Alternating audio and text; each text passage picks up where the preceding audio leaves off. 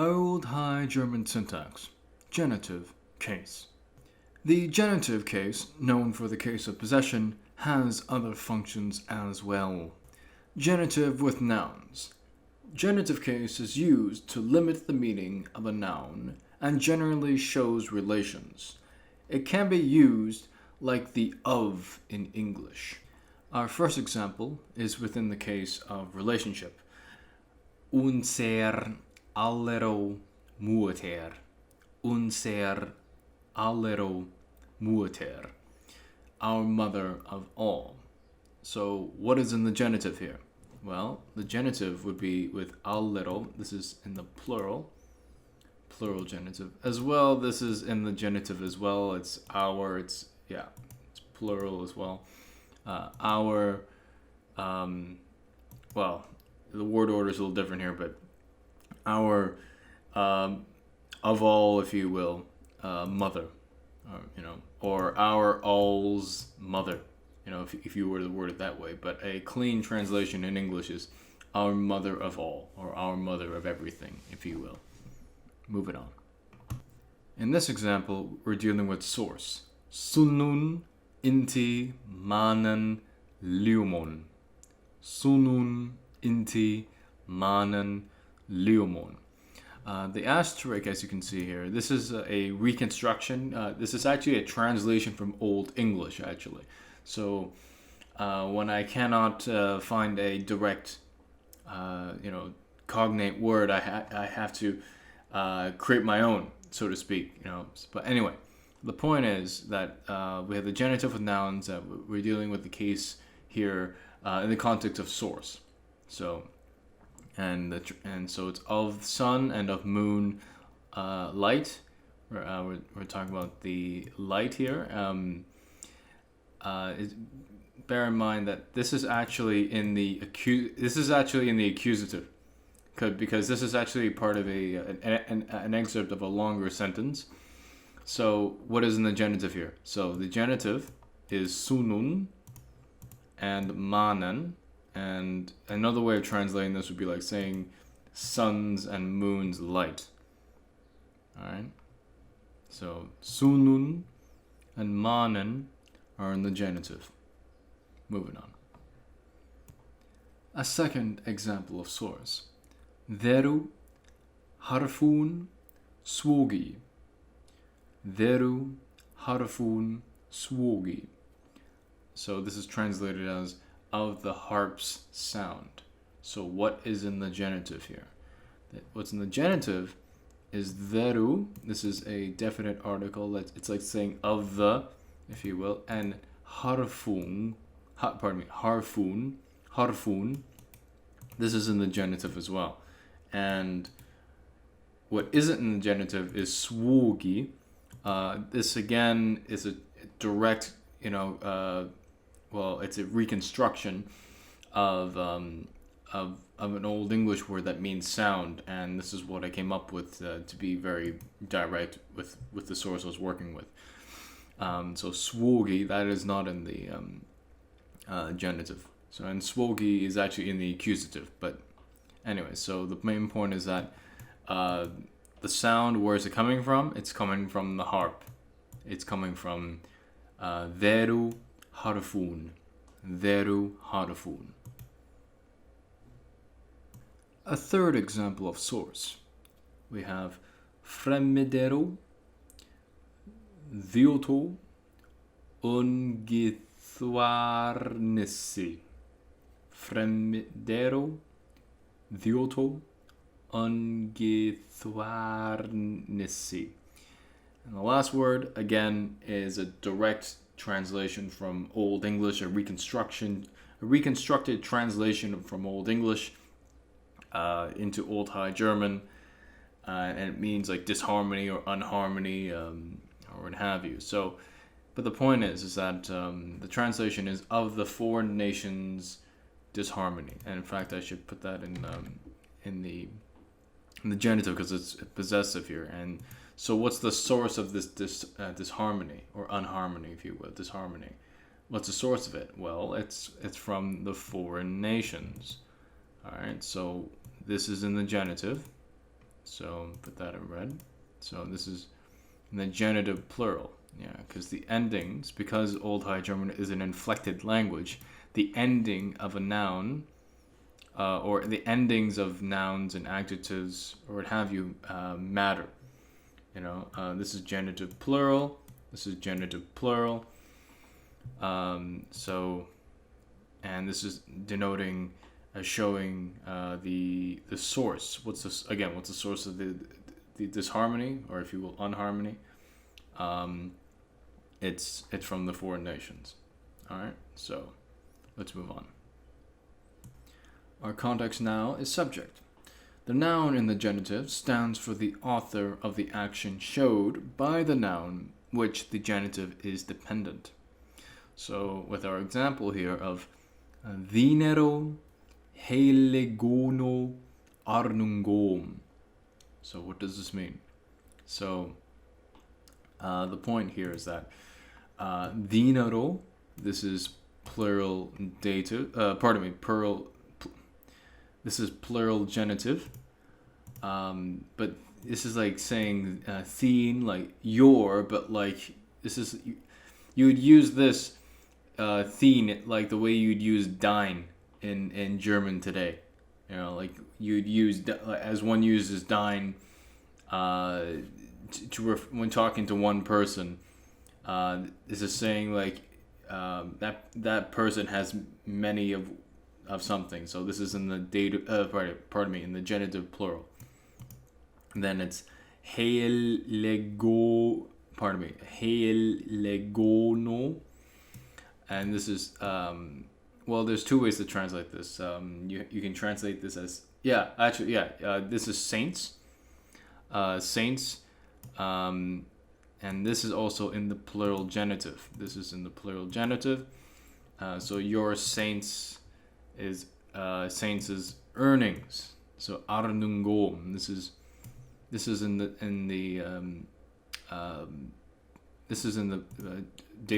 dative plural.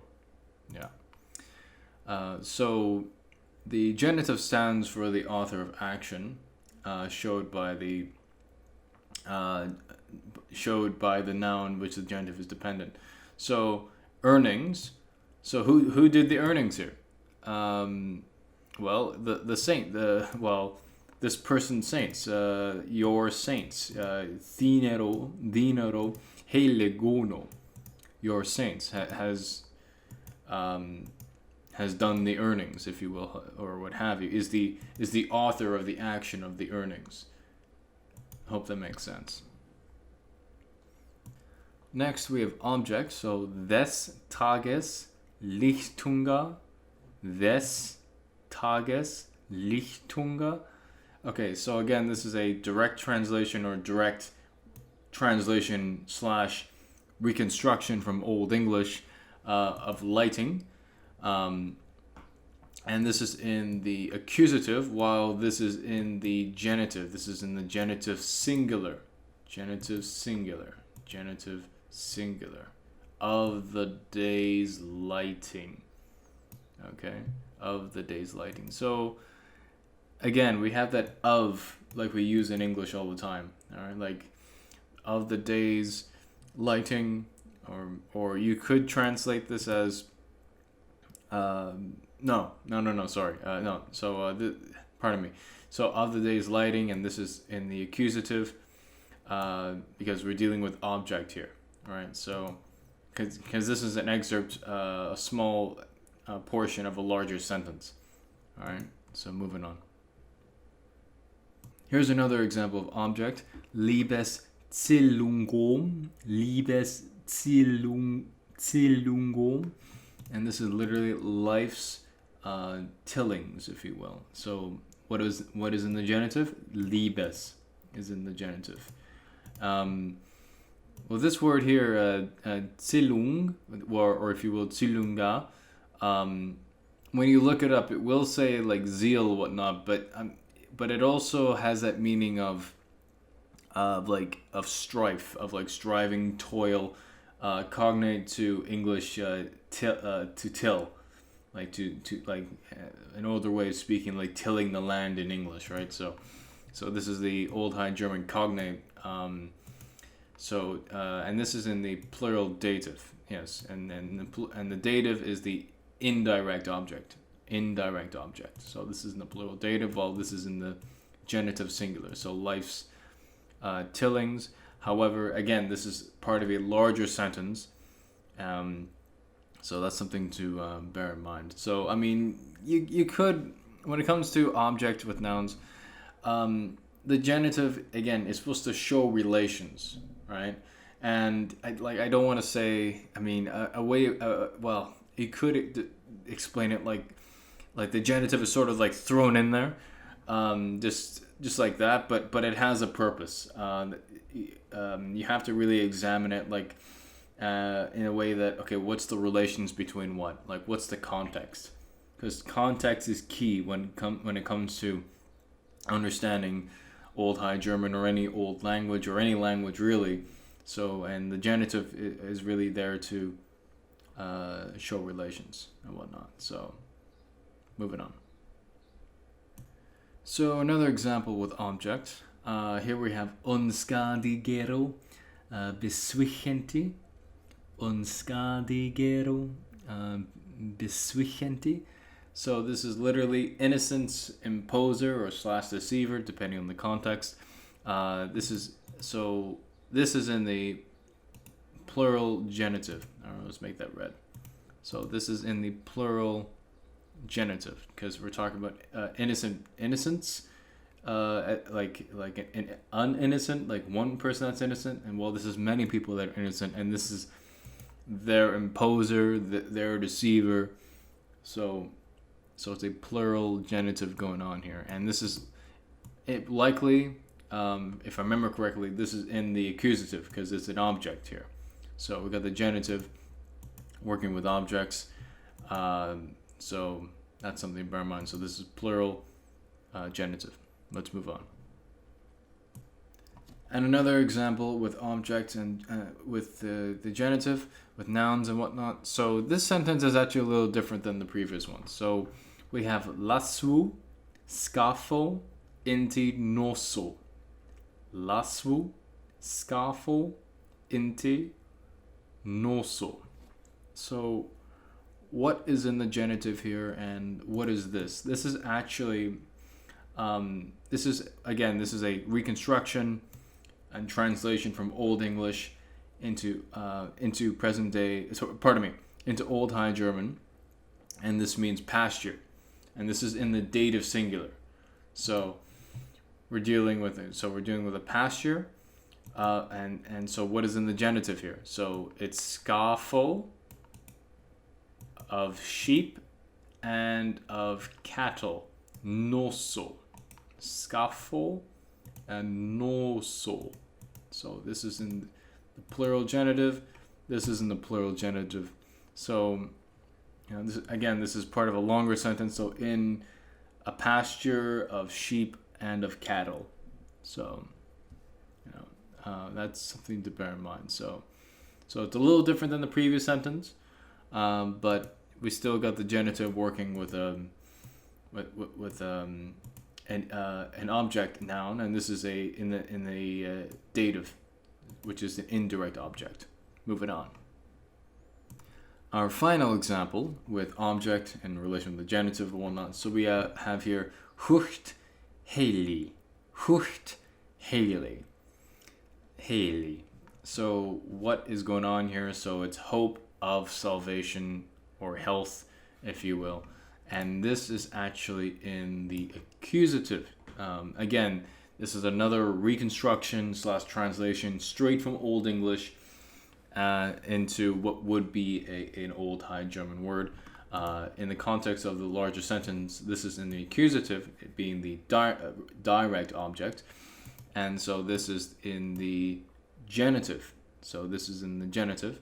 So genitive singular. Yes, that would make sense because it's hope of hope of salvation, hope of health, not hope of healths, hope of salvations. No, it's hope of health / salvation. So this is in the singular. So So hope of salvation. Yeah. So this is in the genitive. Yeah. So yeah. So and again, this is part of a longer sentence. So and this is in the accusative, while this is in the genitive. Moving on. Our next context is cause, or for, if you will. Like, for such and such, he did this for da-da-da-da-da, or what have you. And this goes along with, like, verbs, if you will, that take the genitive. So, like this, for example. So, for example, we have loan, which means to pay, to reward. So, and this is desero. So this is what? In the plural genitive. So it's like saying reward for these foods. Reward for these foods, or reward of these foods. So this is taking the genitive. And this is also in the genitive plural as well. The thing is, again, this is another translation / reconstruction straight from Old English into Old High German. So like I'm trying to get like a one-to-one translation from Old High German to Old English, so to make things easier and consistent. So we have lon, desero, suasanto, suasanto. Anyway,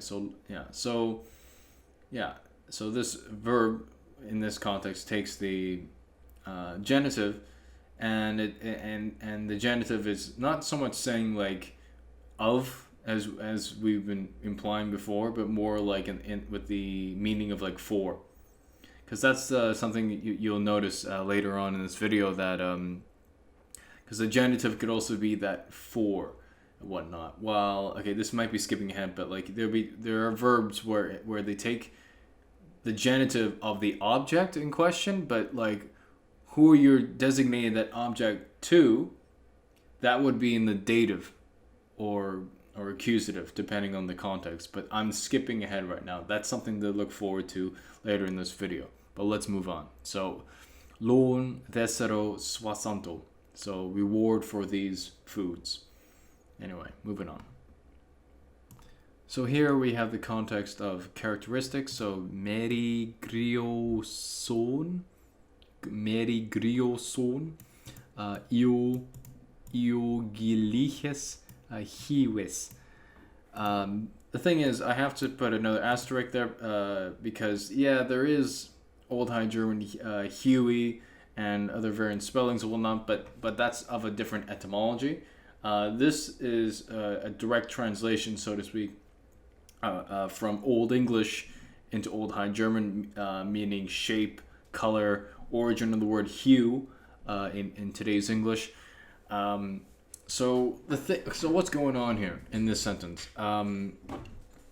So we have a translation here: pearls of each shape or color, depending on how you want to translate this. Of course, this is from a longer sentence. This could very well be in the accusative, or it could very well be the nominative if we were to use this in isolation.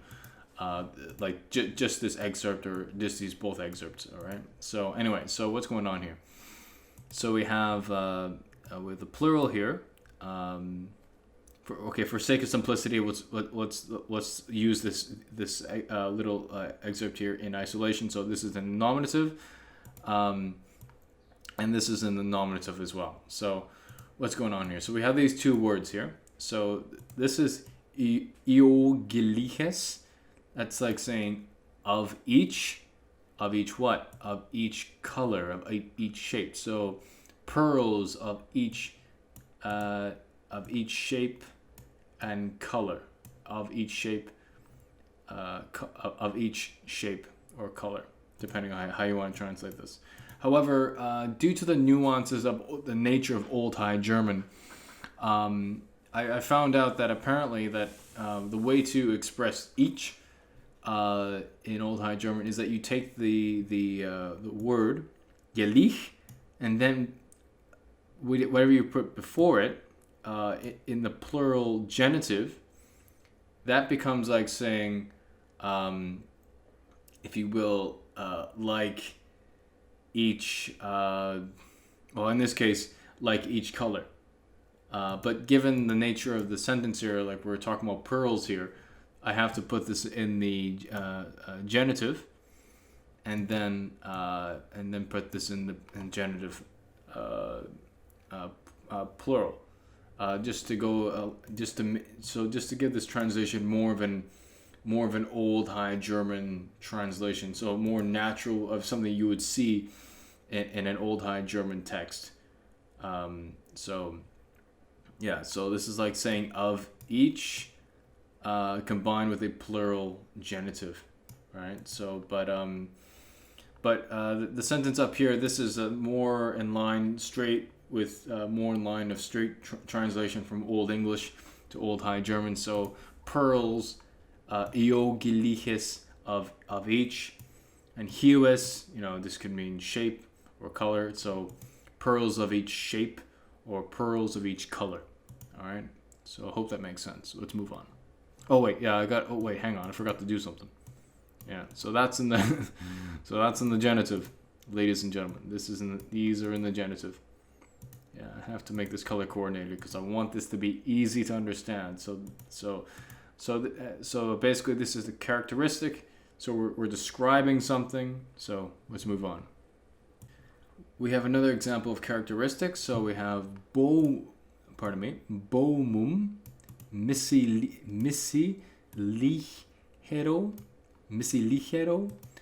kunno.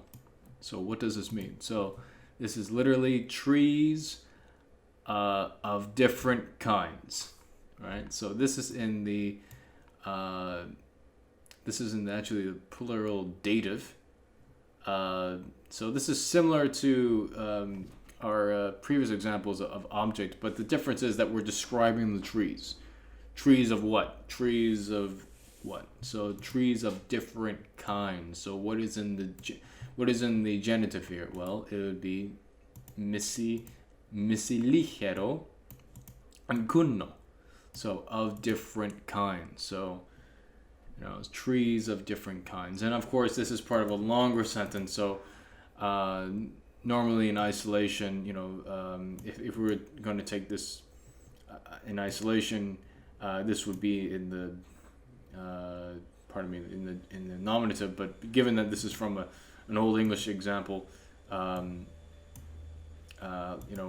this is in the plural dative. Another example of characteristic is sedal sinus michel nesses. Sedal sinus michel nesses. So what is going on here? So seat of His Majesty, or you could literally translate this as greatness, because we have the adjective here, michel, so cognate to Old English Mikkel, or if you will, Mitchell.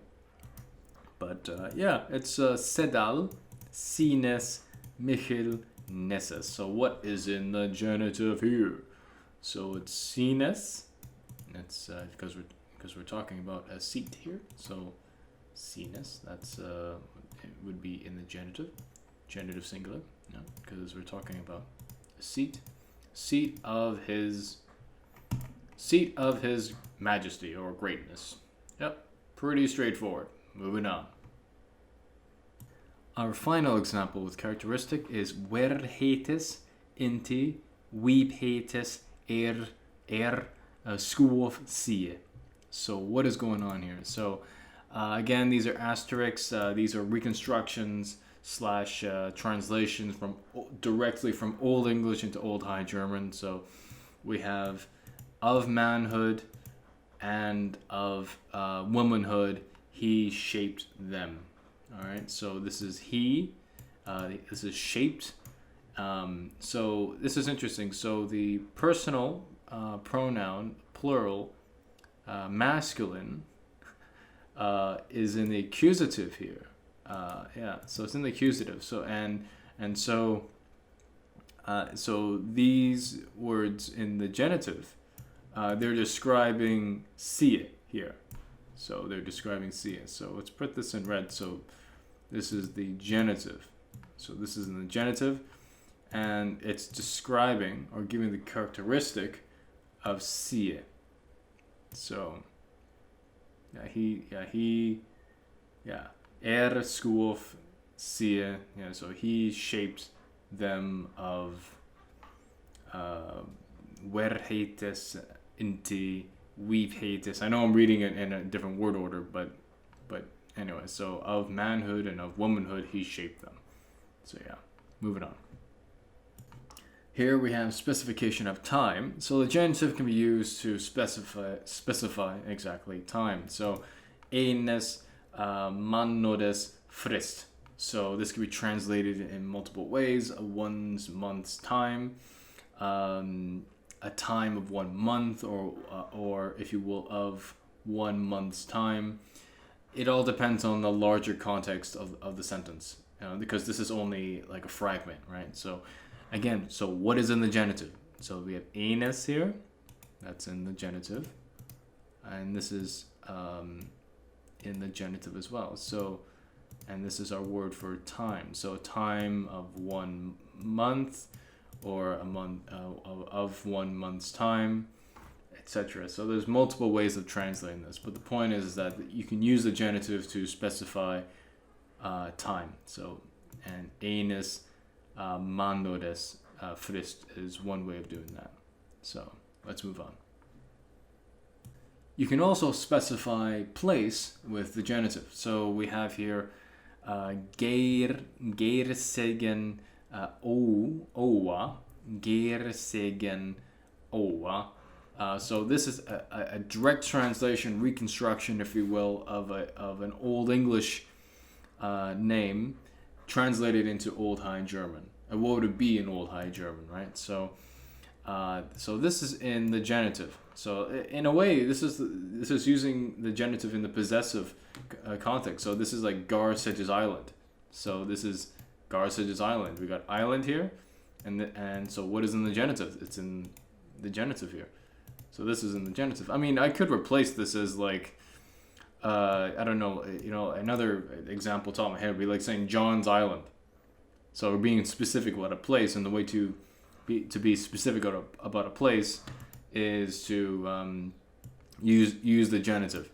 So to specify of a place, you use the genitive. So so we have Garsedge's Island, Gersegen, Gersegen oa, Garsedge's Island.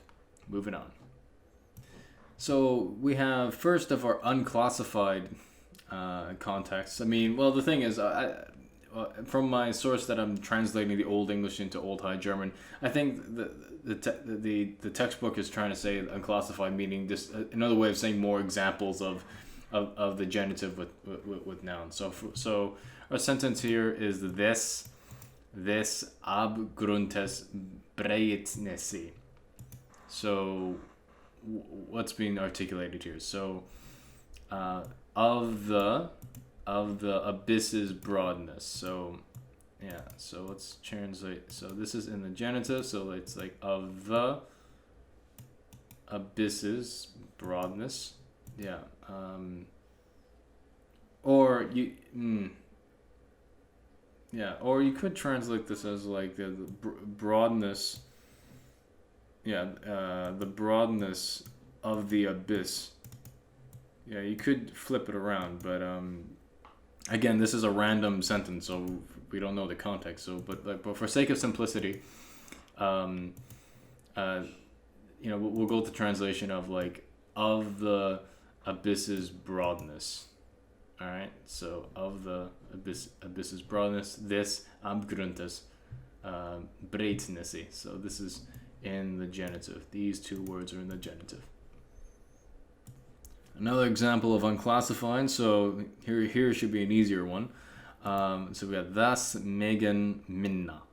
So what's going on here? So we got the power of love. The power of love. So das megen minna.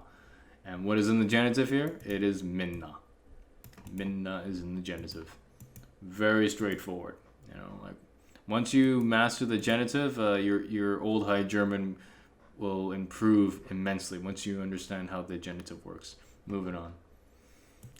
So here we have our final example of unclassified. Veru sprachu enti. So this could be translated in a number of ways. So, well, two ways actually. So of the speech's end, yeah, or alternatively, depending on the context, end of the speech. So what is in the genitive? It's veru and sprachu are in the genitive. Very simple, very straightforward. Veru sprachu enti. Of the speech's end, or end of the speech. Let's move on. Partitive genitive. The genitive means, in this case, the whole, with words meaning a part. So, in a way that, another way of explaining this is that, like, the genitive in this case is to show parts of something, if that makes sense, or, this will make sense as I give more examples. So with nouns, we have unriem burgo. Unriem burgo.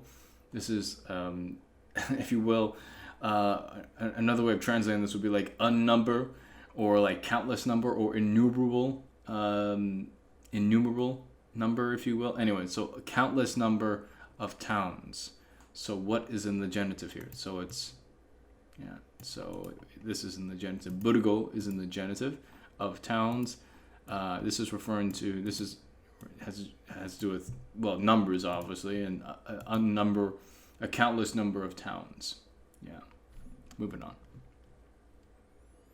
Another example is philo yaro, and this word here is cognate to modern day German viele, much or many, if you will. So much of years or many of years. So what is in the genitive? It's yaro, of years. This is in the genitive plural, because we're talking about years. Moving on. Our final example of nouns, we have lutzigen, quejero, or quejero kunno. So what is in the genitive here? I have to point out that this here is not an adjective, rather it's an adverb. All right. So what is in the genitive? So it's quejero kunno. So a little of alive kinds. A little of alive kinds. So again, we have the genitive meaning of here. So yeah. So what is in the genitive? It's quejero kunno. This is a reconstruction. This word does exist in Old High German, but not in the specific spelling. Whether this specific spelling is attested or not, I'm not too sure. To play it safe, this is going to be in this video as a reconstruction. So it's alive. So and this is in the plural genitive, and so is this in the plural genitive. So these are in the genitive. So there we go. They're in the genitive. Let's move on. With pronouns, the partitive genitive can be used as well. So we have here manno inigan. Manno inigan. So this is an indefinite pronoun. So this is like, here we have inigan. This is like saying any. And it's important to know that this is actually in the accusative. Masculine, right? So what is in the genitive here? It's manno, and this is in the genitive plural. This is just a short excerpt because we don't have like the longer sentence in question. So it could be like saying any of, like to any of men, but this being a accusative, like it's like any of men, or of men, any, or any of men would be a way of translating this. But again, it all depends on the context of the sentence, of like what's going on and whatnot. So this is in the accusative, while this is in the genitive plural. Let's move on. Another example of pronouns, we have iro, nein. so what is in the genitive here? So this is in the genitive iro. This is in the plural genitive. It's like saying theirs or their, or if you will, of them. And here we have a indefinite pronoun or adjectival pronoun, and this is in the negated form. So this is literally, like, of course it looks like the modern day nine, but as in no, but really in Old High German it's a contracted form of en, so really not one, or in this context it's used to mean nothing. So of them nothing, or nothing of them, what have you. And this is to bear in mind that this is a straight translation from Old English into Old High German. So some of these sentences throughout this video may seem a little different, but the main premise is that the language, both languages function more or less the same way. Yeah, there are little nuances there, but so the point is that you can use the genitive with pronouns, and especially with partitive genitive. So if you want to say nothing of them, or of them nothing, you would say iru nein. So it's like saying not one. Not one. So not one, of them, if you will. But another way of saying this, well, a more, straight from Old English to Old High German, or if you will, even by extension in Old High German as well, of course. Nothing of them, or of them nothing. Anyway, let's move on. Another example is Schwellig iwer. Schwellig iwer. So this is literally which of you. So this is which, and this is of you, but this is specifically plural. Yeah. So of you, and this is, so, and what is in the genitive here? Well, this is in the genitive. So of you, having that of there, well, we use the genitive when we want to express that of. So like which of you, which of you. So we would use iwer and whatnot. I mean, yes, this word has other functions as well, but I don't want to make things too complex. But if you want to say which of you, it'd be schwellig iwer. Schwellig iwer. Straightforward. Moving on. Another example with pronouns, we have gumono gehuenan. Gumono gehuenan.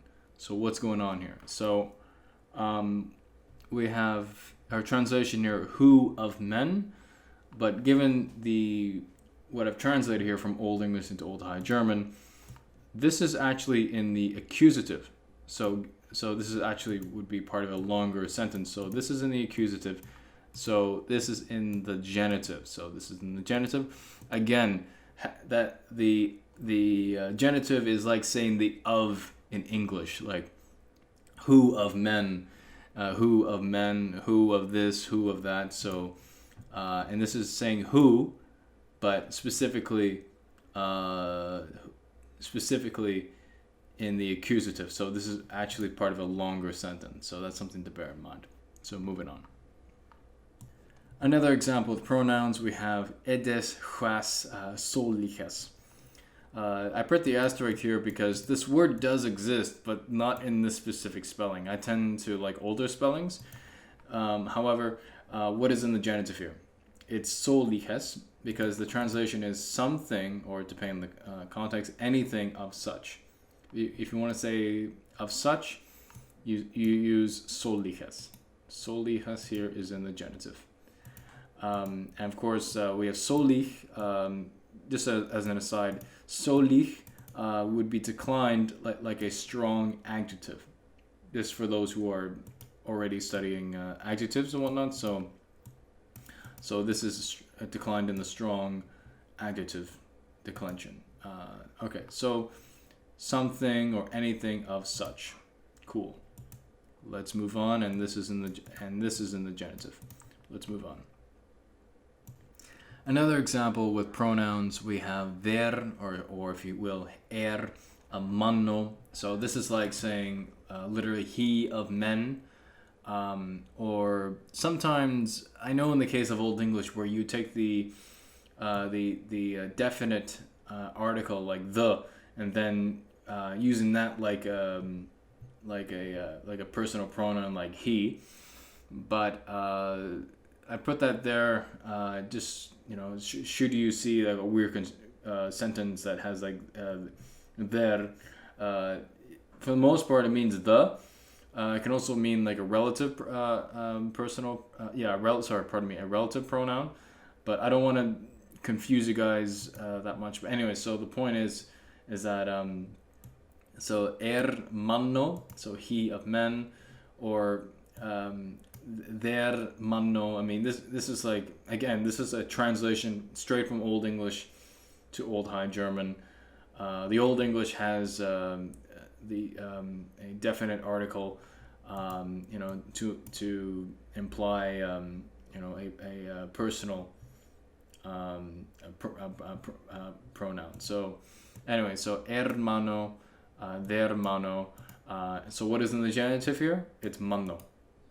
This is in the genitive. So he of men. All right, moving on. So our final example with pronouns here in the partitive genitive, we have einero gleich. This is literally saying each one. As mentioned before, we have gleich here, and when it's after a plural genitive, that's like saying each of whatever. So whatever, if I put this as like, let's say this word was manno, and had gleich here, that would be like saying each man. But since I have einero here, that's like saying each one. And the second sentence here, second part here is einero gleich. This is more of the direct translation from the Old English. This is Old English inspired. I put a reconstruction there that straight from Old English into Old High German. Well, I mean, this does mean each. But this specific spelling is not attested to my knowledge, or at least I haven't found it. But anyway, just to be safe, I'm going to put an asterisk there. But this word does exist, but not this specific spelling. Anyway, so this is Old English inspired. So einero gleich, so each one. So yeah. So this is plural. So what is in the genitive here? So this is in the plural genitive. This is in the plural genitive as well. So these are in the plural genitive. All right, let's move on. Now with numerals, so we have your achtelfuso. So what is meant here? So 8 of feet is translation, literal translation. But what is in the genitive here? Well, it would be fuso. So 8 feet, or 8 of feet. And this has to do with measurements, by the way. So if you want to say something's 8 feet, this is how you would say it. So 8, achto fuso, 8 of feet, if you will. So plural genitive is here. So anyway, moving on. Another example with numerals, we have feor, hund, wintaro, or if you will, wintro, and the A here is optional, so that's why I have it in brackets there.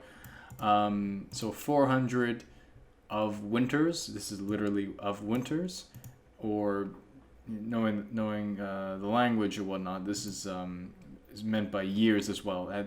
Bear in mind that this is a straight translation from Old English into Old High German. So when it comes to talking about years or winters, if you will, especially in this context, like 400 of years or winters, if you will, winter or winters, if you will, would take the genitive. This is in the genitive plural. So 400 of years is a literal translation, but 400 years. So feor, hund, wintaro or wintro. So yeah, moving on. So here's an example with superlatives, and very briefly, a superlative is a kind of adjective that's like how we say like smartest, tallest, biggest, shortest, etc. So with our example here, we have bochano,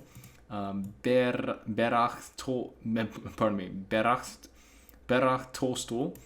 I put an asterisk here that this is a guess of what it would be to express the superlative in for the adjective beracht, which means bright. So I'm assuming it's this form based on what I see from the Old English example that I translated from. Anyway, so the translation here is brightest of beacons. Brightest of beacons. What is in the genitive here? It is bochano. This is in the genitive. This may seem confusing because they both end with an O. If you've noticed that, it's been quite how can I word this? A quite weird, reoccurrence of the final O being like the plural genitive. That is not always the case, because thing is here we have the superlative of bright, or if you will, beracht. This is actually this is the superlative, but in the weak declension. Yeah, that's something to bear in mind. As an aside, when it comes to using superlatives as adjectives, you decline it like a weak declension, like a weak adjective.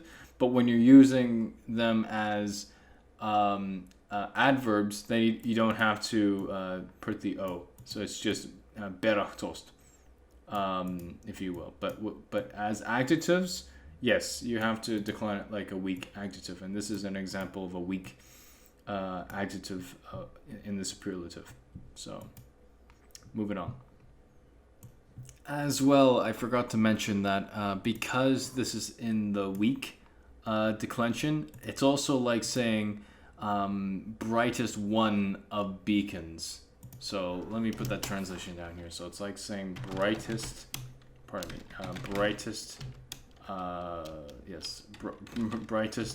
one of beacons. Beacons. Yeah, there we go.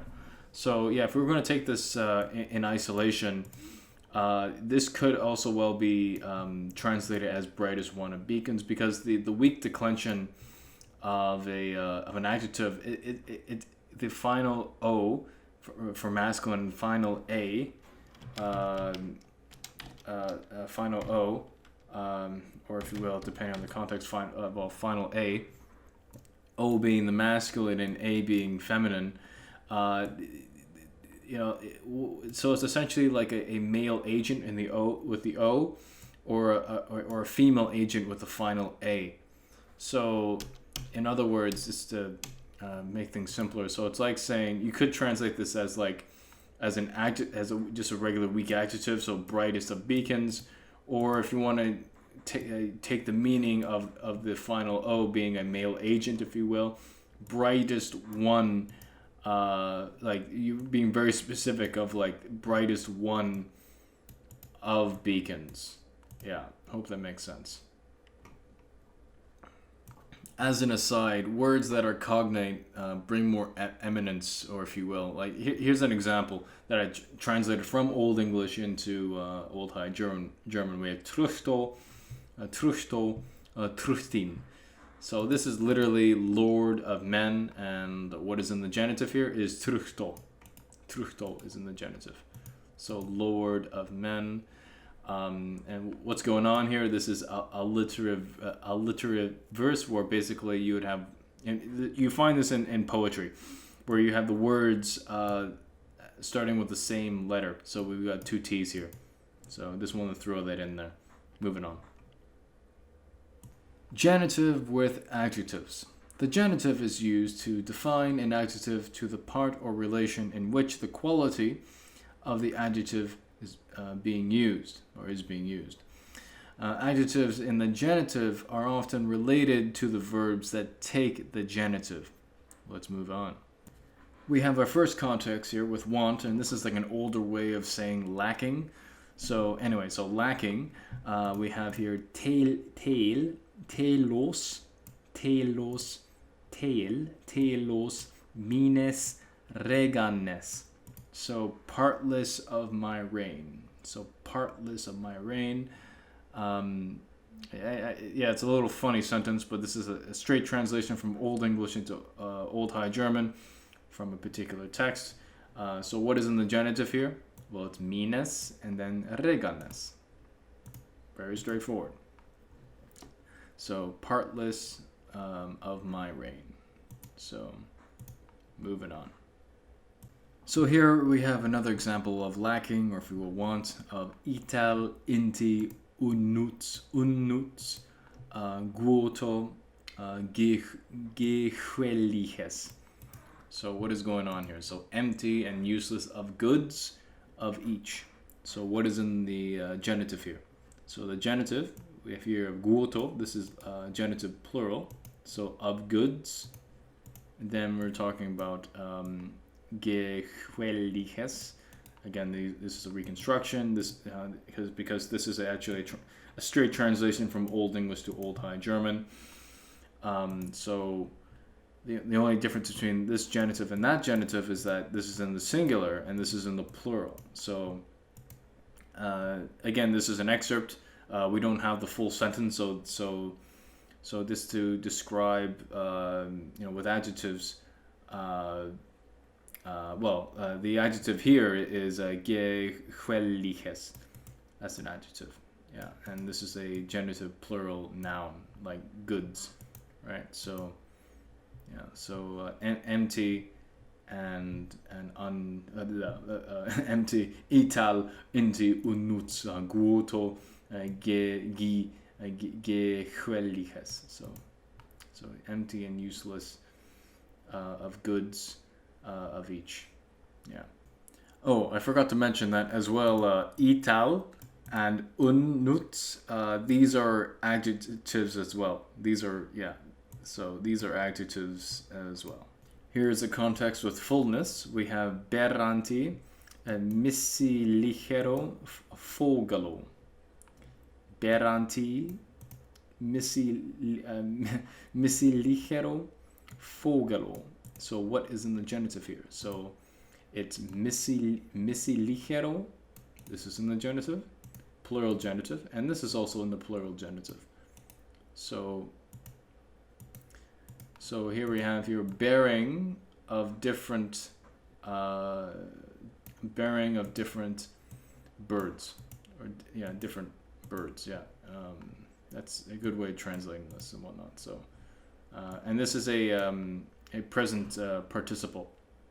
So yeah, because this is obviously part of a longer sentence, but anyway, the point is that in the context of fullness and with adjectives, so we have of different, and we have a noun here. So fogalo, this is a plural genitive, and this is in the plural genitive as well. Makes sense. Moving on. In the context of desire, we have ases, gern. So this is literally eager of or for food. So yeah, here we have the genitive meaning either like of or the meaning of for. So for food. So eager for food. So it has to do with desire. So this ases. This is in the genitive. All right. Yeah. And this is an adjective, right? So and this is eager for what? Eager for food. Moving on. With retentiveness, we have here fast habal minero guoto. So fast habal minero guoto. So what does this mean? So fast habal is a direct cognate translation, if you will, of Old English. And it means, it's an adjective, but a way to describe it in present day English would be like saying miserly, like someone who like doesn't spend a lot of money, wants to keep things to himself, like a hoarder, if you will. In other words, like, a literal translation of this would be like saying fast having, like firm having, like you want to keep things to yourself, like possessions and stuff like that. So anyway, so what is in the genitive here? So we have minero guoto, so of my goods. So this is in the plural genitive, and so is this. So of my goods. These are in the genitive plural. Moving on. In the context of knowledge, we have here wortes vis, which is literally of word wise or wise of word. So what is in the genitive? Well, it would be simply wortes. So wise of word, or wise of word, or word. Of word wise, if you will. Anyway, the point is that wise of word would be, a good clean translation. Wise of word. It's a very poetic way of speaking too, if you will. But anyway, wortes vis. Moving on. Genitive with verbs. Now the thing is with genitive with verbs, a lot of it has to do with mental action. So it includes like topics like cessation, like stopping stuff, refusal, and others. It also has a partitive notion, like the object in question is in part and not whole, as well as there is a notion of like the object in question would be in the genitive and who that object is designed for, or sorry, not designed, designated for. That would be in the accusative or dative, but more on that later. Let's carry on. In the context of desire, we have siu, frides, voltum. Siu, frides, voltum. This means they desired a peace. And what is in the genitive? What is the object of desire, if you will? It is peace, of peace, and this is in the genitive. Moving on. In the context of request, we have bittanti minero guoto. Bittanti minero guoto. So asking for my goods, or if you will, of my goods. This can be an of, depending how you want to translate that. But it's important to bear in mind that with a verb like bitsan, that the thing you're asking for takes the genitive, and the person you're asking takes the accusative. So that's something that's something I'll elaborate more on later. But anyway, so where is the genitive here? The genitive is in minero. That's in the genitive. Genitive plural, right there. And also we have the genitive plural here with guoto, of my goods.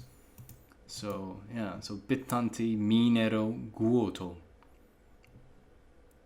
In the context of rejoicing, we have des der viso gefach. So what's going on here? So of that, des, the wise man, the viso. This is a weak masculine noun because we have the final o there. So the wise man rejoiced, or rejoiced of that, or for that. This could be for as well. So what is in the genitive here? Well, the genitive is this. So that's in the genitive. Our subject is der viso, and our verb is gefach, rejoiced. In the context of experiment, we have siu wato kunnun. Siu wato kunnun. So this is literally they of Fords made trial, or they of Fords experienced. So that's a very clunky way of translating this, but another way of translating this would be like saying they experienced of Fords. They made trial of Fords. They went out their way to experience, to try, to make trial, if you will. So anyway, so this is in the genitive plural. So this is in the genitive plural. So that's our genitive. So, and yeah, so they is the subject. Kunnun is our verb. And wato is our genitive plural noun. In the context of use, we have siu artes bruchent. Siu artes bruchent. I put an asterisk there, even though there is an attested word of art, but it means like cultivation, plowing, and whatnot. But in a way, you could say that it means like the Old English word ard, which means like land, native soil, and whatnot. But just to be safe, I'm just going to put an asterisk there, because I don't want to mislead anyone, especially with these kinds of videos. Anyway, so we have siu artes bruchent. So what is in the genitive here? But this translation is they make use of the land. They make use of the land. So they make use, or use, if you will, of the land. So of land, to be to be very specific. So they make use of land. Yeah, and this is in the genitive. Moving on. Our next context has to do with care. So we have gåumtin des tages. So it's like saying they, if you will, took care of the day. So what do they take care of? What do they watch out for? They took care of the day. And this is in specifically the past tense of the subjunctive plural. So it's like saying they, but of course it's omitted. It's omitted here. But essentially, they took care of the day. So therefore, this is in the genitive. Moving on. In the case of supposition or belief, we have neo wichtes elles wanitun. Neo wichtes elles wanitun. So they. The personal pronoun is omitted here. They hoped for nothing else, or they of nothing else hoped. All right. So this is actually an adverb. Just pointing out there. That might be confusing because it has the es. The people may think, oh, is this in the genitive? I won't go too much into detail about this word specifically, but it's an adverb in this context, in this little excerpt here. So, and this is our verb. So this will lead us to think that, well, this is in the genitive.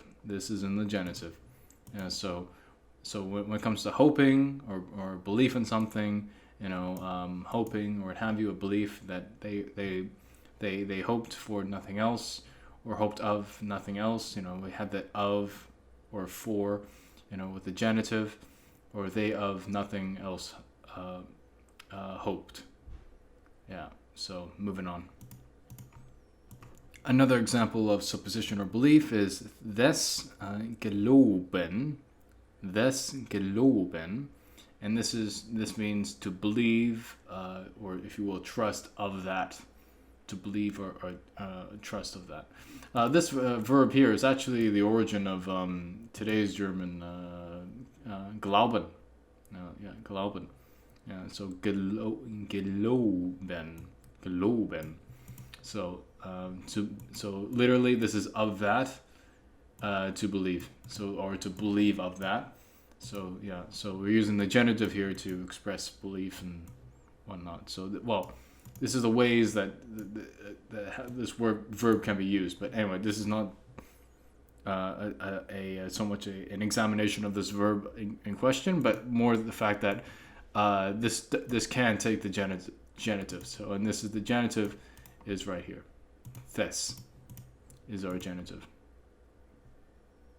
In the context of fear, we have ne, forste, thu, or thu, dir, einiges, thinges. So, what does this mean? So, essentially, do not you yourself fear of anything. So, this is reflexive dative right here. This is imperative. So, it's like saying do not fear. But fear of what? fear of, and so that of what takes the genitive. So this is einiges. This is in the genitive. So of anything, and this is in the genitive as well. So, it's kind of like how we say in English, oh, what are you scared of? Oh, I'm scared of, the monster. So in that example I just said there, I'm scared of the monster. The monster would be in the genitive. So in this case here, einiges, thinges, this is in the genitive. Move it on. With granting, we have erono unnan. Erono unnan. This means to grant of honors.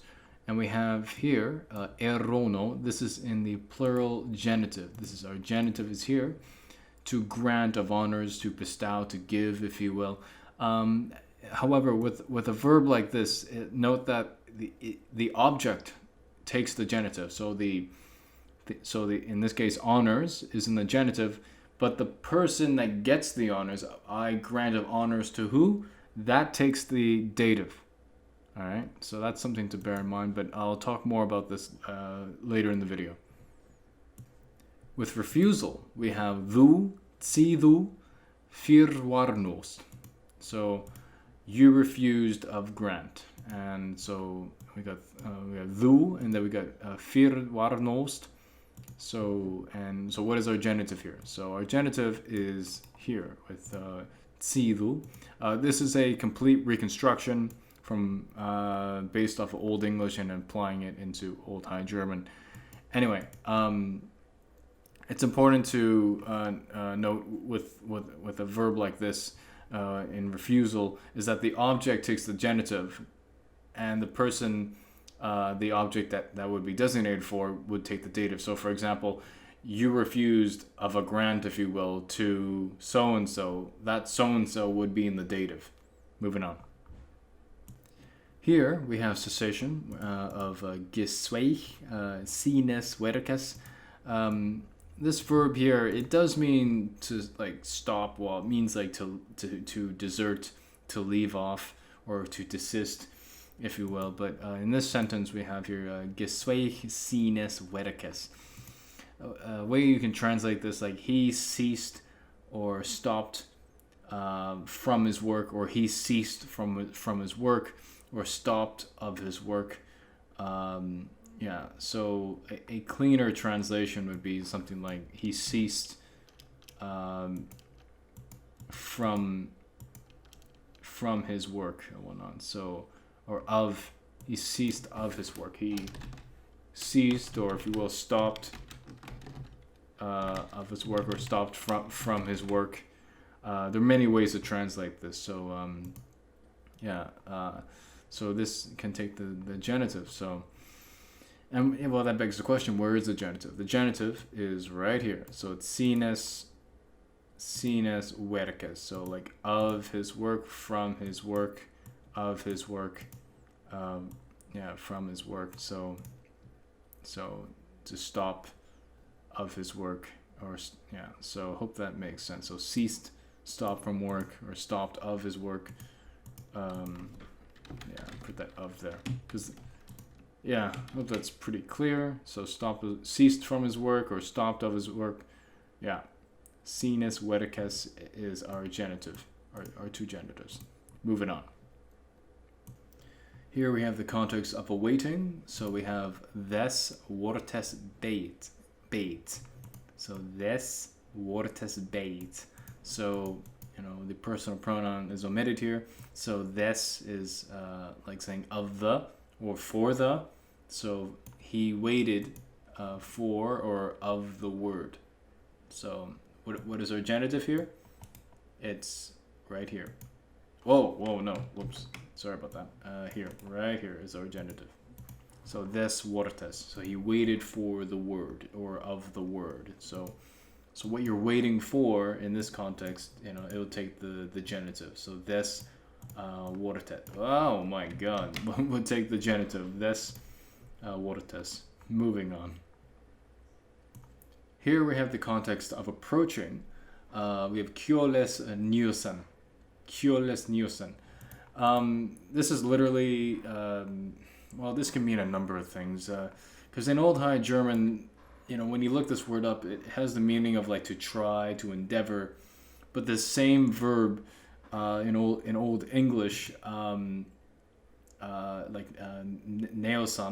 neoson, it means to go to seek out, to search for, and whatnot. So, in a way, by extension, you could mean it means to seek for in Old High German. Just to take a page from Old English. Because in Old High German it means to try, to endeavor. So that's something to bear in mind. So in this context here, approaching, so like Kjoles Nyusen, so like to seek for of a keel. So a keel of, it's talking about a ship here. So like this is kind of like a nuanced way of like, or the word keel here as a part of a ship, it was a euphemism to mean ship itself. So to seek for or to seek of a keel, to look for a keel or whatnot. So, and this will take the genitive, and so our genitive is kjoles right there. Finally, with the context of producing, we have gesto strionen. This means to generate, to create, to beget, if you will, and whatever you're begetting or generating or creating, it takes the genitive. So, it can take the genitive, and our genitive here is ghosts. This is a plural genitive, so generate or create or begetting of ghosts, to beget of ghosts, or generating of ghosts to generate ghosts, and etc. Creating ghosts, what have you. So, pretty straightforward. Moving on. As well, the genitive can be used adverbally. We have a sentence here, enan gewenita des weges. So the translation here is that he himself turned himself of that way, or of the way, or whatnot. So what is in the genitive here? Well, the genitive would be des weges. Des weges. So turned. So he turned himself, or he himself turned. Because it's reflexive accusative right there. So he himself turned of that way. So, des weges. Des weges. Let's move on. The genitive of thus, which is this. This may seem quite simple, whatnot, but the thing is, with the word this, it can be used in so many ways that will make your Old High German very, very nuanced and very. You can really articulate yourself really well when you know how to use this word here, this. The same way with Old English thas or thas. If you know how to use this genitive singular, this here of thas or thas. This will be a good friend to know how to use when writing Old High German. Let's go on.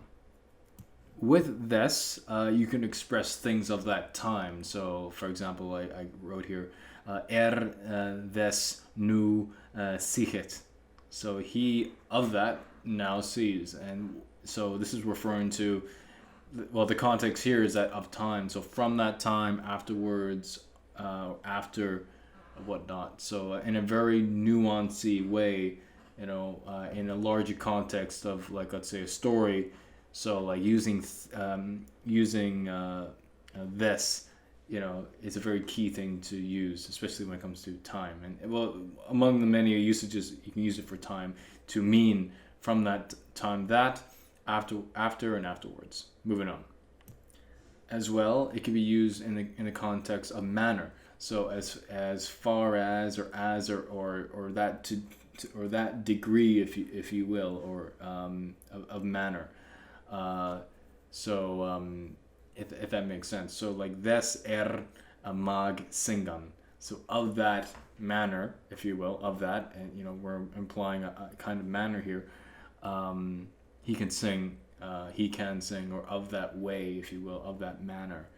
Yeah, so that's a cool way of using this. It could mean as far as, or as. Yeah, so moving on. As well, it can be used to imply of cause. So like it's like saying for this, or because, if you will, or like of that, of that, or quote unquote, of that reason, so to speak. So this, see you farend. Yeah. So this, yeah, it's a very key thing to know. This. Moving on. The genitive case can be used adverbially with nouns and adjectives such as alles, meaning else, nolles, meaning not at all, tages, meaning by day or at day, or heimwartes, meaning homewards, nieuwes, meaning recently, eines, meaning once. As well, some prepositions can take the genitive such as usan, usana, usan, and tsi. However, these prepositions are not limited to the genitive case, but can take the genitive case. So with our first example, we have usan des isit. Usan des isit. Isit. So the translation here is that except of that he eats. You know, the word here usan, it means like without, except, but I mean by extension you could mean outside of that, with that context or whatnot, but like outside of that, except of that, without of that. So anyway, just to keep things simple, except of that he eats. So and our genitive is right here with this. Yeah, that's our genitive. Let's move on. Taking a page from Old English, because in Old English the word tol, which is cognated tsi here, can take the genitive. Tsi can take the genitive as well, and I would think in Old High German, because the thing is, both of these languages, if you go far back enough, the thing is, the far back you go with languages in general, the more similar they are. So, among other cases, tsi, by extension, by knowing Old English, can take the genitive as well. So, and how that can happen is through marking the object to or towards which motion takes place to or for. So, for example, here I wrote, Ich gewees zi des Landes. So I departed for the land.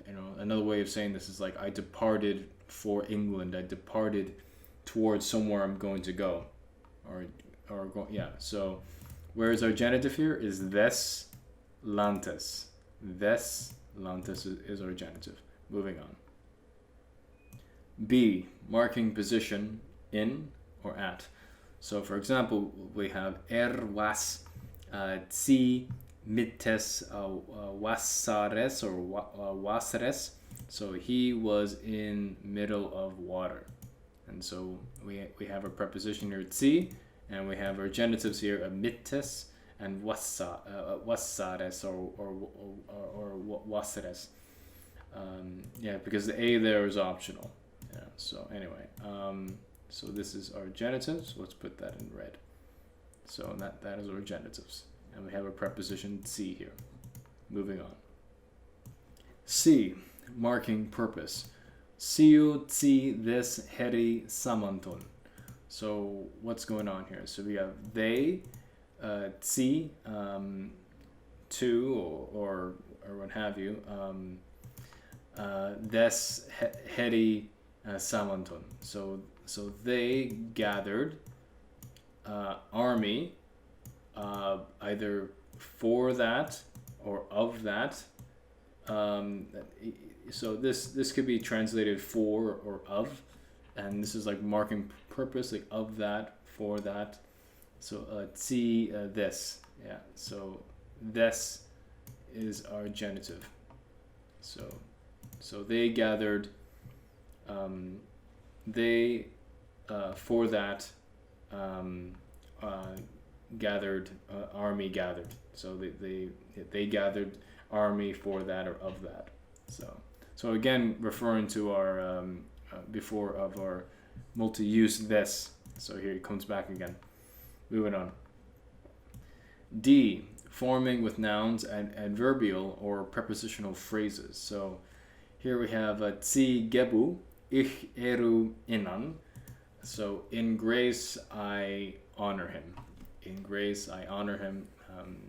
Yeah, so I created this sentence, based off of what I read from Old English sources and whatnot, and how this would be used and whatnot. So how this would be manifested. So tsi gebu, in grace I honor him. So tsi gebu. Where's our genitive? Our genitive is in gebu. Yeah. Let's move on. E, marking a point of time at which something takes place, and we have it here.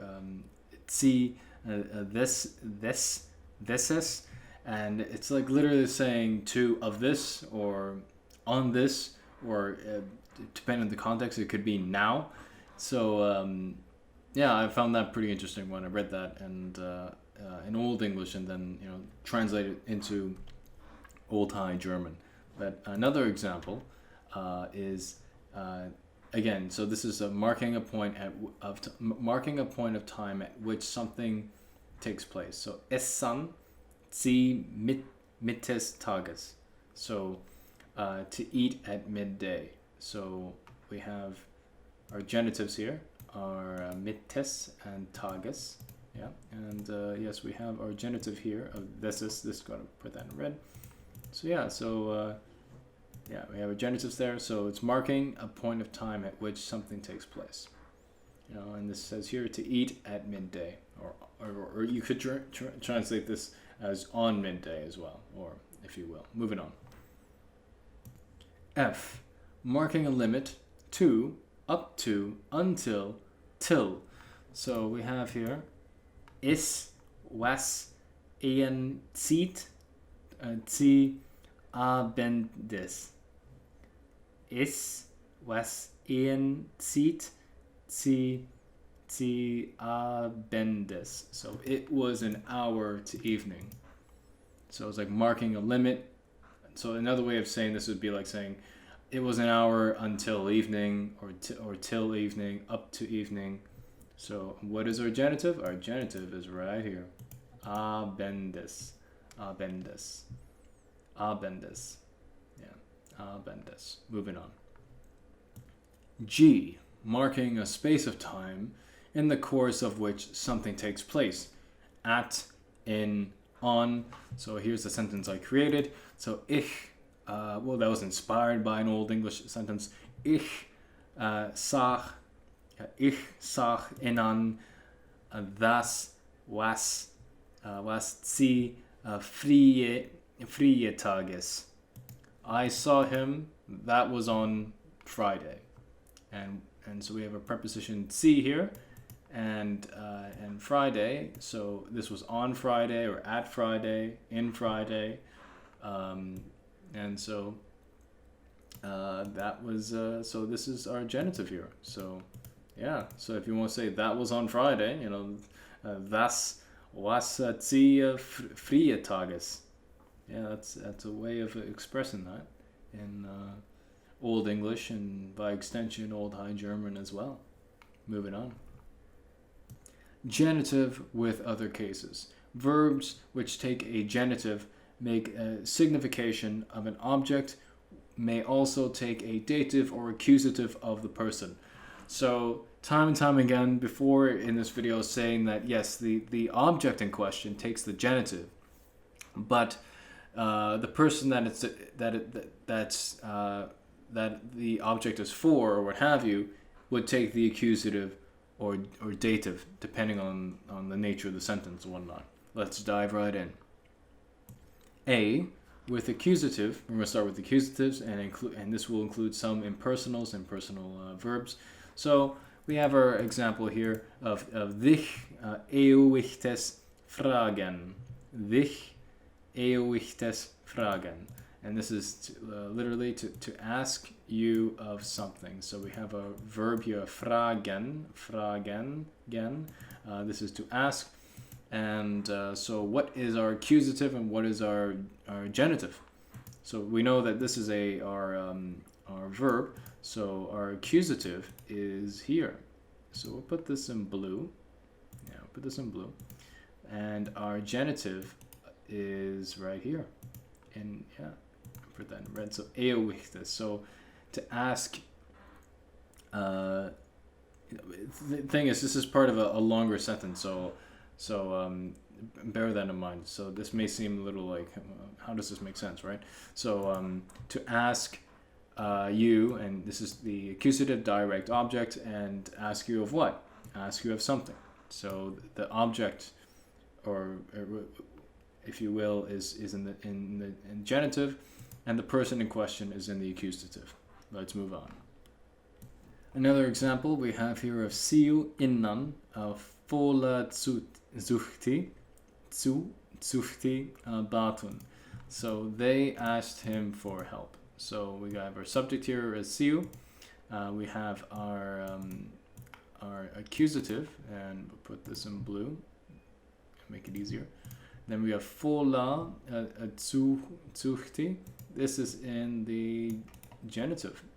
All right. So because they are asking for what? They're asking for help, right? So the genitive in this context has that meaning, or that force meaning for help. For. It has that for. So they asked him, accusative, for what? Or of what? They asked him for help or of help, right? So this is in the genitive. Moving on. In this example, we have an impersonal verb. So we have dich, zweho, veru, sprachu. So dich, zwehu, zweho, veru, sprachu. So we have dich here. This is our accusative. And because the thing is, the sentence is like you, quote unquote, would doubt of the speech. But this verb here, zweihorn, it also means like to doubt as well as to hesitate. So, but in this context, we're using it to doubt. And this is used in the context of, so this is the present subjunctive, I believe third person. So, and the way these impersonal verbs work is that like it's like me. For example, if I were to say like I'm hungry, I'll use a modern English example. So if I were to say, it'd be like me saying "me hungers" or something like that. In the same way. In this case, this is with dich, so it's like you saying you, or like, so you would doubt, so like doubts to you, if you will, to be very literal about it. So doubts to you, dich being in the accusative, doubting of what? The object in question that would be doubted, if you will, would be in the genitive. And we have the genitive right here of veru sprachu, which is doubt. You would doubt of the speech. I know I put would there, but like the thing is, the subjunctive has many functions, and to make things very simple and whatnot. There's a tendency to put the would there when that's something to bear in mind when.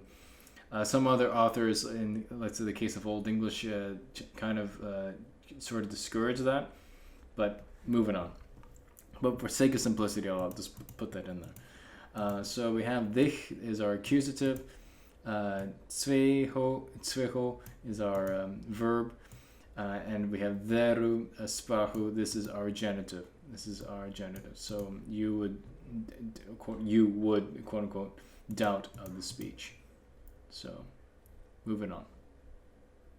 Another example we have here, with the accusative Andreas Annafangota Merilidantum Genadono Bitten Virdi Truchtinan. Okay, so where is our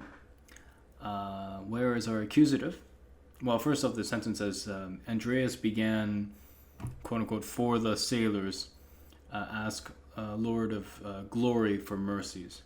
So what is in the accusative? Well, it's here with Truchtinan. So we'll put this in blue. So, because it's asking who? The Lord here. And it's Andreas, the subject of the phrase, began to ask who? Ask the Lord here. For what? Asking. So what is in the genitive, but like is the object of the genitive asking for what? It would be here in the genitive here with in plural, genitive plural of genadono. So this is what's really being asked here. This is in the genitive as well, but I'm going to put this in a different. I'm going to put this in yellow because it's the genitive, but like this is just describing the Lord here. So the Lord of glory so this is Lord of glory. But the main accusative, what's trying to be articulated here, is for genadono. So Andreas asked the accusative here, the Lord, for mercies, and just by extension, go skip ahead a bit. For who? Well, for who, that's in the dative. And we got the dative right there with Merilidantum. This is a reconstruction, straight translation from Old English to Old High German. This word here means sailors in the dative plural. So we have, and just to go over again, Andreas being the subject. Our accusative is Truchtinan, and the genitive here, that's of like the genitive of what's being asked for, is right here in genadono.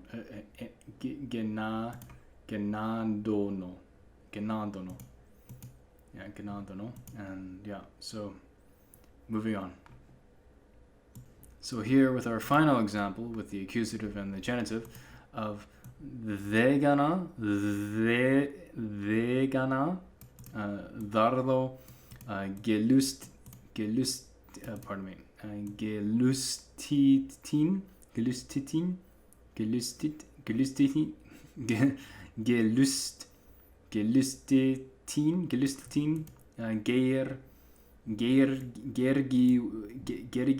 gergewines.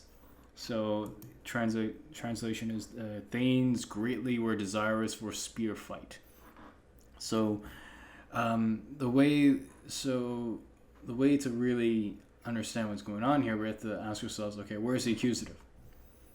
Well, the accusative is vegana, because we're dealing with an impersonal verb. So this is in the accusative. We'll make this blue. And our verb is right here, gelustitin. Basically what it means is it's like, like it's an impersonal verb used to mean like, the cause desire or what pleases, like to, or what have you, or cause desire, or it's causing desire. So a way to put it very simply. So this is affecting. So this verb is affecting that. So that's in the. So in a way, it's like saying to the things, to the things, to the things cause desire, great desire for spear fight. And so anyway, so causing desire or caused desire for the things of what or for what. Well, that would be gergewinis. So that's for for spear fight. So their desire is for what? They cause desire or whatnot. So cause desire in the veganant, in the things, for what it would be gergewinis, and this is in the genitive. So the object of what is being. So the object in question is in the genitive, but the person designated, or addressed, is in this case in the accusative. Hope that makes sense. Some verbs take the accusative and the genitive. It all depends on the context. All right. So, and here are a list of verbs that take the accusative and genitive. This is not limited to, but these are just some of the verbs that take the accusative and genitive. So we have achten, meaning to persecute, beton, to wait for, begehren, to confess, koston, to tempt, verloganen or verlognen, meaning to deny, to renounce, and finally we have koron, which means to taste. Here we have the genitive with the dative, and this will include reflexives as well. So in our first example of this, we have immo ni onda got langoren libes. So our translation here is that God did not grant him longer life. So where is our dative? Our dative is here. So our dative is there. Where is our genitive? It's right here. Here, because this is describing the genitive right here. So it's, hang on. So yeah, there we go. So God, in this sentence, God did not grant. We have the negation there. Did not grant to him. Did not grant him what? Did not grant him of what? Langoren libes, so longer life. All right, so this is declined, and this is in the genitive, and this is in the genitive as well.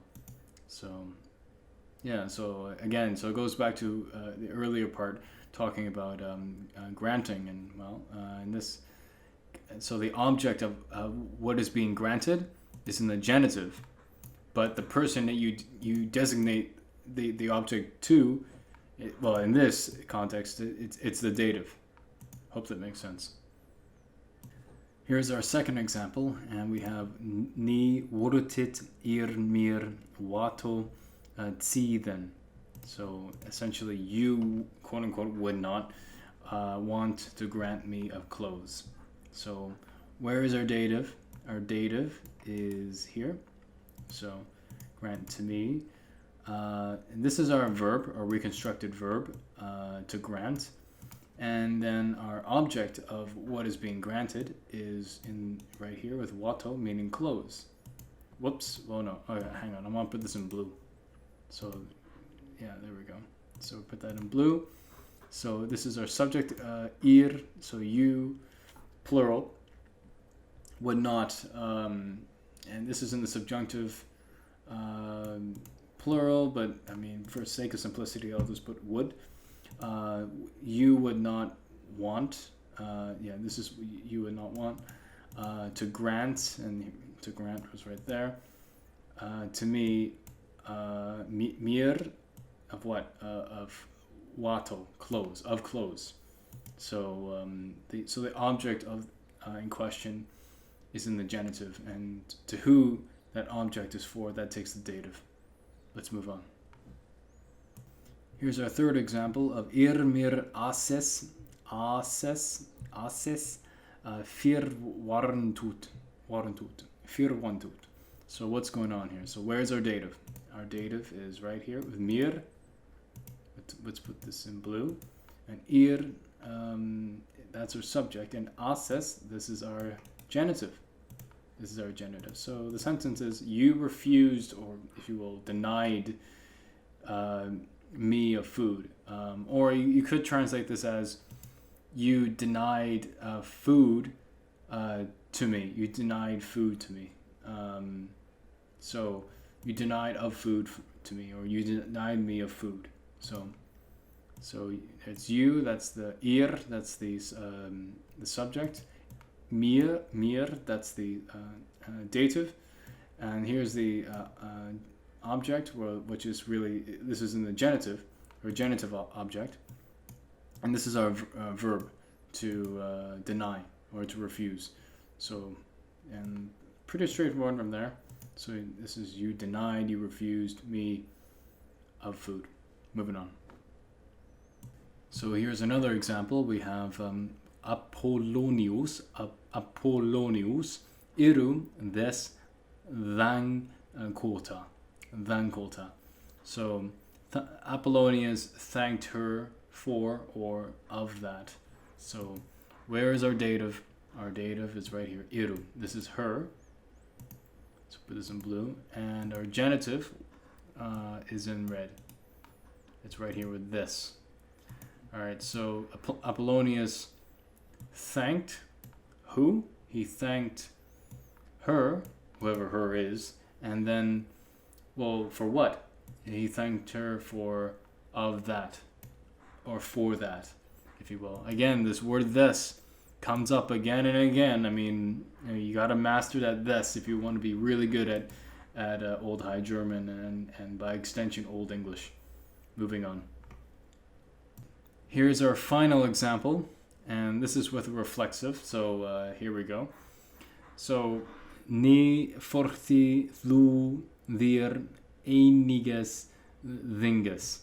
So, do not you yourself fear of anything. So, where's our dative? Our dative is right here, and this is a reflexive. So, because it's a reflexive of thu, which is, second person singular. And this is in the nominative. Excuse me. While this is in the dative. So do not be scared or do not fear. And so we have our dative here, but our genitive is like, well, scared of what? Fear of what? Or fear for what?